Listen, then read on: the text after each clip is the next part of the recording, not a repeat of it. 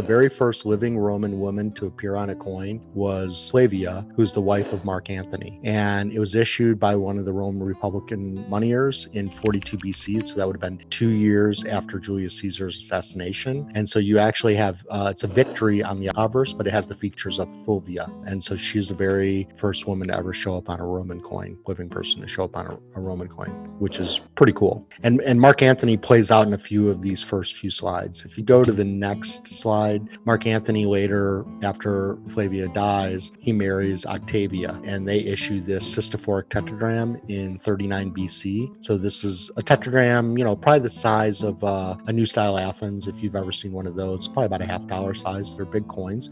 And so there you have two portraits on the obverse. You have Mark Antony in front, and then behind is his wife Octavia. So here's a situation. Mark Antony liked to put his partner side by side, or if you go to the next slide, we've seen many times, we have Mark Antony and Cleopatra. This guy got around. He was a stud, let me tell you. I was going to make that comment that it's like, he's getting it on with Cleopatra. He has a wife here. He has a wife here. And they were fighting the civil wars. And he's killing Caesar, or he's not killing Caesar. He wasn't there, but what I mean. Well, and actually Mark Antony he was supposed to marry Augustus or Octavian's sister and ditched her for Cleopatra. Yeah. So, and that's what started the rift between, one of the rifts between Augustus and Mark Antony when he went to Cleopatra. So if we go to the next slide, we have Livia. She was the wife of Augustus, and this was struck by Tiberius, Augustus's and Livia's offspring, which was Tiberius. So,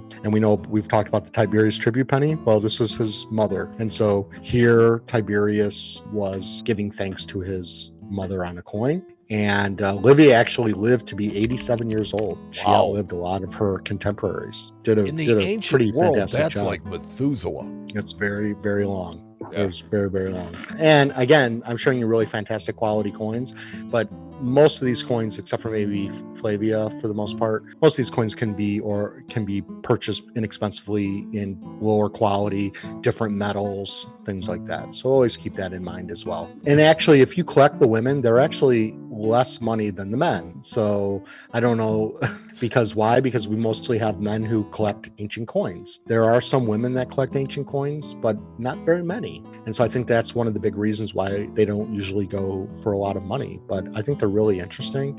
They're beautiful types, really interesting. So maybe an underappreciated buying opportunity. 100%. So if you go to the next slide, we have Agrippina Senior. She was the mother of Caligula, and she was actually the first Roman empress to become Augusta, and she held the position for the rest of her life. So if we go to the next coin, again, where I had my brain fart, we have Manlius Scintilla, who is the wife of Didius Julianus, with their daughter Didia Clara, and both Didia Clara and Manlius Scintilla were given the title of Augusta as well. And then after the assassination of Didius Julianus and Septimius Severus took over, their titles were stripped from them by Septimius Severus, but they were not put to death. And they were able to actually give Didius Julianus a nice funeral with all of the titles and things. And no one knows how long they lived or anything like that, but they were not killed off like a lot of people are in this. So Septimius, maybe that's why Septimius reigned for so long, and his children as well. And so if we go to the next one, you'll see why Septimius is so cool. This is Septimius Severus with his wife Julia Domina and their two children, Caracalla and Geta, side by side. So you have the whole family on a coin. Really, really beautiful, wonderful Aureus. Really, really incredible. And we all know how terrible Caracalla was down the road, because he ended up assassinating Geta. And then after he died, Julia Domina actually committed suicide.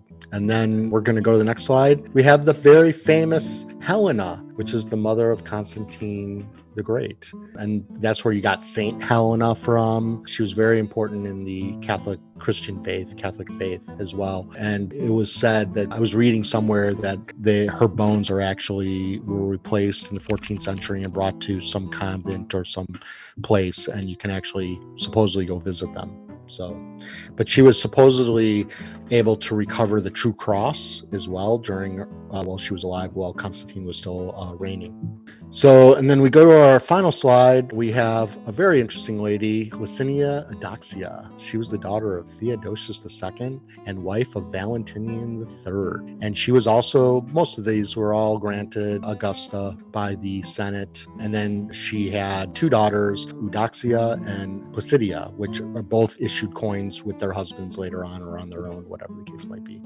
But it's interesting when one of the great things about collecting the women is it ties the whole family together, and you see the ties, and you see, why they were married to certain houses, to bring certain houses together. And this is all the way through most of history. The women were used to actually bring peace to countries because the two houses were brought together. This happened in England and France all the time.